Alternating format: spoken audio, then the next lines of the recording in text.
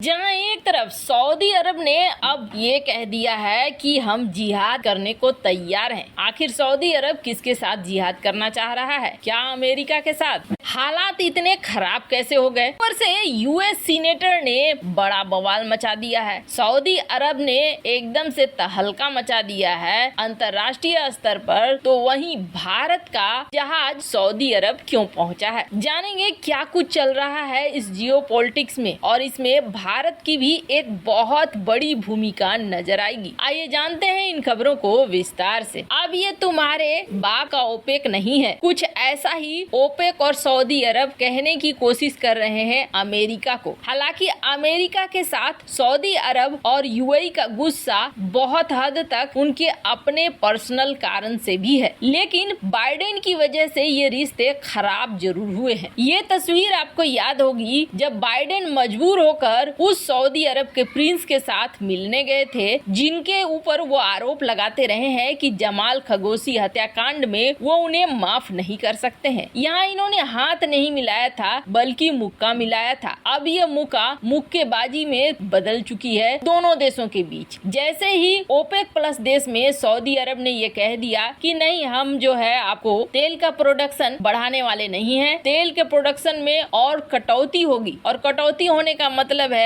कि तेल का दाम और भी ज्यादा बढ़ेगा। अमेरिका ऐसा नहीं चाह रहा था, क्योंकि अमेरिका चाह रहा था दुनिया को सस्ते में तेल मिलता रहे और उसका प्रॉफिट अपना बनता रहे। वो प्रॉफिट कैसे? तो वो प्रॉफिट है यूक्रेन की लड़ाई चलती रहे, उसकी कोई आलोचना न करे और इसका हथियार बिकता रहे। बेहद सिंपल सा फंडा था। यही वजह था कि बाइडेन खुद से पहुंच गए थे सऊदी अरब, लेकिन सऊदी अरब ने मानने से इनकार कर दिया। अब इसे बाइडेन ये कह रहे हैं कि रूस का साथ दे रहा है सऊदी अरब, रूस के खिलाफ खड़ा नहीं हो रहा है। हालांकि आपको बता दें, हाल ही में यूक्रेन ने भी सऊदी अरब के प्रिंस से बातचीत की है, और इस बातचीत के बाद मानवीय सहायता के रूप में सऊदी अरब ने $400 मिलियन देने की बात भी कह दी है। यानी सऊदी अरब ने एक तरीके से बैलेंस कर दिया है दोनों को। जहां एक तरफ रूस के साथ मिलकर प्रोडक्शन को कट कर दिया है, तो वहीं यूक्रेन को $400 मिलियन का कथित तौर पर मानवीय सहायता दे दिया है। और जेलेंस्की ने इस बात को कहा भी है कि हाँ, हमने बातचीत की और सऊदी अरब हमें कुछ मदद दे रहा है। हालांकि कितना मदद दे रहा है यूक्रेन के राष्ट्रपति ने नहीं बताया, लेकिन अनुमान किया जाता है कि करीब $400 मिलियन दिए जा रहे हैं।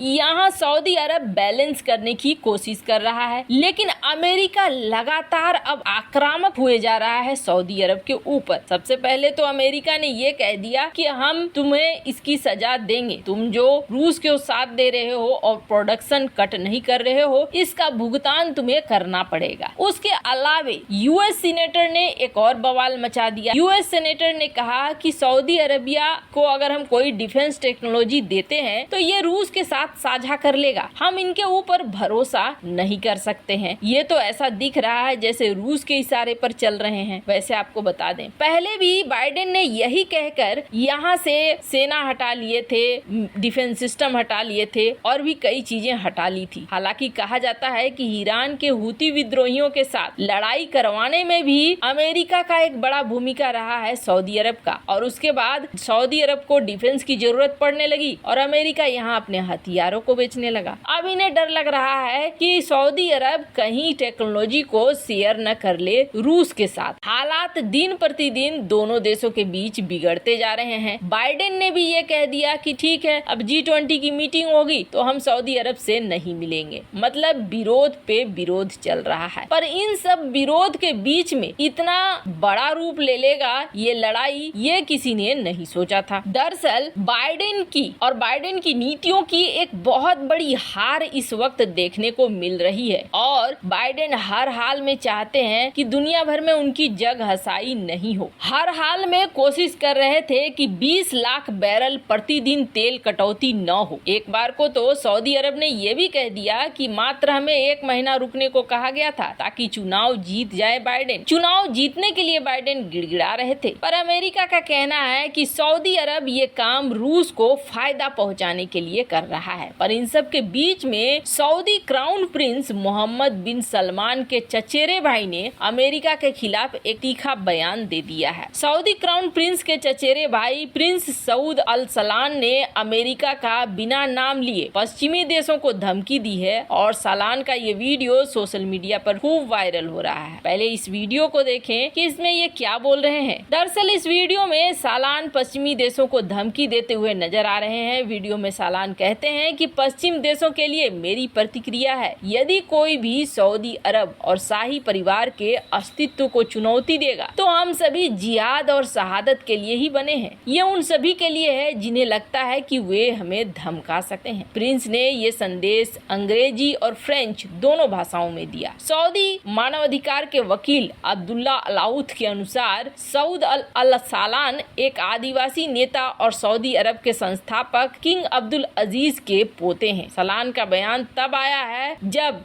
अमेरिका और सऊदी अरब के बीच संबंधों में गिरावट आई है। वैसे तो 2018 में जमाल खशोगी की हत्या के बाद से ही अमेरिका ने सऊदी क्राउन प्रिंस की आलोचना की थी और दोनों देशों के संबंध में कड़वाहट आ गई थी। अब ओपेक ने जो फैसला लिया है उसको लेकर ओपेक ने यही कहा है कि ये फैसला हमने अपने आर्थिक फायदे के लिए लिया है, न कि किसी और चीज के लिए, और इसे किसी और चीज से जोड़ा भी नहीं जाना चाहिए। लेकिन अमेरिका का ये कहना है कि अमेरिका अब यहाँ पर हो सकता है सेना हटा ले, यहाँ पर जो मिसाइल डिफेंस सिस्टम वगैरह दिए हैं वो सारा कुछ हटा ले। ऐसे में एक खाली जगह बन रही है क्योंकि ये देश अपनी सेना रखते नहीं है और न ही अपनी सैन्य तैयारी उस तरीके की रखते हैं, और इन देशों को अब चाहिए मदद, और ये मदद या तो चीन कर सकता है या फिर भारत कर सकता है। चीन के प्रति इनका विश्वास डगमगा चुका है और ये वजह भी है कि ये ऐसे देश हैं जो